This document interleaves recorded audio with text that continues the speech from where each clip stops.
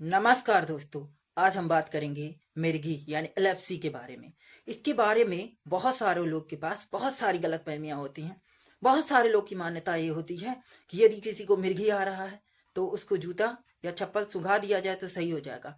ये सारी जो लोगों के पास गलतफहमियां हैं इसके पीछे हम जिक्र कर रहे हैं। ओके, तो हम बात करेंगे कि यह जो मिर्गी है वह वास्तव में आपके ब्रेन रिलेटेड समस्याएं हैं। आपका जो दिमाग होता है वह शॉर्ट सर्किट हो जाता है।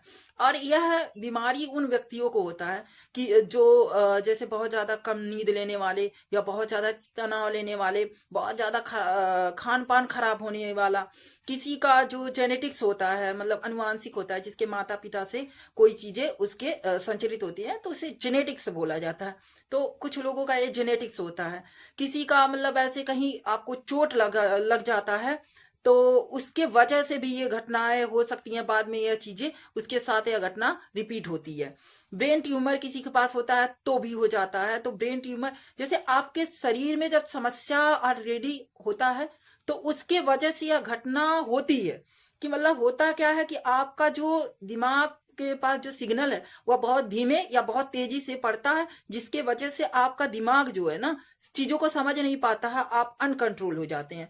तो इस घटना को मिर्गी कहा जाता है।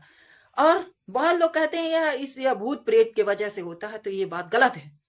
और कुछ लोगों का मतलब लोग कहते हैं कि चप्पल या जूता सुंघा दिया जाए तो सही हो जाएगा, ये भी बात गलत है। तो हमको साइंटिफिक रीजन समझना है। यदि ऐसी घटनाएं होती हैं तो उस समय हमारे पास एक जो स्लो इलाज है, उस समय एक प्राइमरी जो इलाज है, हम क्या कर सकते हैं, उस व्यक्ति को लिटा देंगे। और एक चीज लोगों के बीच और फैलता है कि यह छूने से होता है, तो छूने से कुछ नहीं होता। छूने से इसका कोई रिलेशन नहीं है। तो उस व्यक्ति को क्या करेंगे, आराम से लिटा दीजिए और उसके सर के पास कोई वैसे नर्म चीज या वही ठंड चीज कोई ऐसे रख दीजिए ताकि वह रिलैक्स महसूस करे। और उसके पास एक व्यक्ति रहिए और धीरे धीरे यह चीजें जब शांत हो जाए तो आप उसके पास से ही जाइए। ठीक, इतना बात।